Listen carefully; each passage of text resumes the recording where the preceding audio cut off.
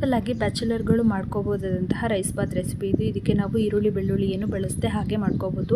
ಒಂದು ಕುಕ್ಕರ್ಗೆ 4 ಟೇಬಲ್ ಸ್ಪೂನಷ್ಟು ಎಣ್ಣೆ ಹಾಕ್ಕೊಂಡು ಅದಕ್ಕೆ ಚಕ್ಕೆ, ಜೀರಿಗೆ, ಲವಂಗ, 2 ಏಲಕ್ಕಿ, ಜಾಪತ್ರೆ, ಮೊಗ್ಗನ್ನ ಹಾಕ್ಕೊಂಡು 1-2 ನಿಮಿಷ ಘಮ ಬರೋವರೆಗೂ ಫ್ರೈ ಮಾಡಿದ ನಂತರ ಅದಕ್ಕೆ 2 ಹೆಚ್ಚಿಟ್ಕೊಂಡಿರೋ ಮೆಣಸಿನ್ಕಾಯಿನ ಕೂಡ ಹಾಕಿ ಸ್ವಲ್ಪ ತರಕಾರಿಗಳನ್ನ ಮಿಕ್ಸ್ ಮಾಡ್ಕೋಬೋದು. ಕ್ಯಾರೆಟ್, ಬೀನ್ಸ್ ಮತ್ತು ಟೊಮೆಟೊ ಕೂಡ ಹಾಕ್ಕೊಂಡಿದ್ದೀನಿ.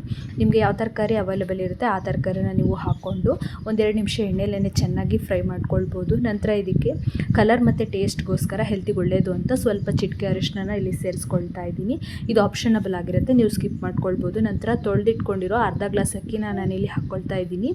ನೀವು ನಿಮ್ಮ ಕ್ವಾಂಟಿಟಿ ನೋಡ್ಕೊಂಡು ಹಾಕೊಳ್ಳಿ. 1 ಗ್ಲಾಸ್ ಅಕ್ಕಿಗೆ 2 ಗ್ಲಾಸ್ ಕುದಿಯೋ ನೀರನ್ನು ಹಾಕಿ ಸ್ವಲ್ಪ ಉಪ್ಪು ಹಾಕಿ 2 ವಿಷಲ್ ಮಾಡಿಕೊಂಡ್ರೆ ರೈಸ್ ಬಾತ್ ರೆಡಿಯಾಗಿರುತ್ತೆ.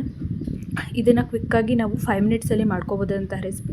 ತುಂಬಾ ಟೇಸ್ಟಿಯಾಗಿರುತ್ತೆ. ಇದಕ್ಕೆ ನೀವು ಕೊತ್ತಂಬರಿ ಸೊಪ್ಪು ಹಾಕ್ಕೊಂಡು ಸರ್ವ್ ಮಾಡಿಕೊಂಡ್ರೆ ತುಂಬಾ ಚೆನ್ನಾಗಿರುತ್ತೆ. ಮೊಸರು ಕಾಂಬಿನೇಷನ್.